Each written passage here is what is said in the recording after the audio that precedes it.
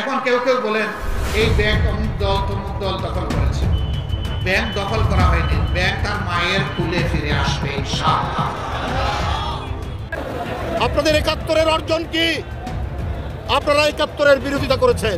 যুগপৎ আন্দোলন থেকে শুরু করে ৫ই আগস্ট গণ অভ্যুত্থান ও অন্তর্বর্তীকালীন সরকার গঠন পর্যন্ত বিএনপি জামাত ঐক্যবদ্ধ থাকলেও বর্তমানে সম্পর্কের ফাটল দেখা দিয়েছে এই দুই দলের।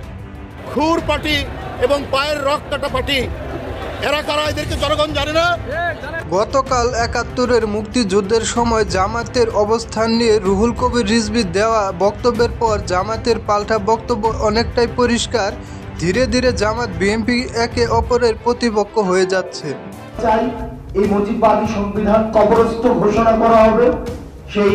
সেই সংবিধানকে যখন কবর দেওয়ার কথা বলা হয় তখন কিন্তু আমাদের কষ্ট লাগে।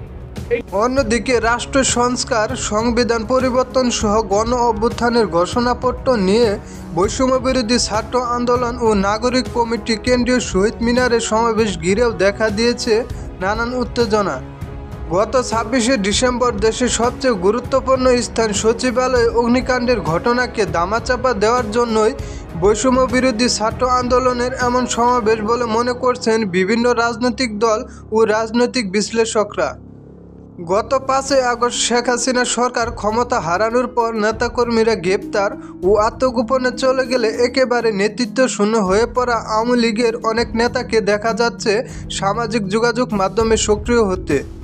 আত্মগোপনে থাকা নেতাকর্মীদের ভিডিও বার্তা ও বিভিন্ন সূত্রে জানা যায় আগামী বছরের শুরুতে অর্থাৎ জানুয়ারিতে নেতাকর্মীদের ওপর হামলা মামলা ও ডক্টর ইউনূসের পদত্যাগ দাবিতে রাজনীতিতে ফিরতে চায় আওয়ামী লীগ।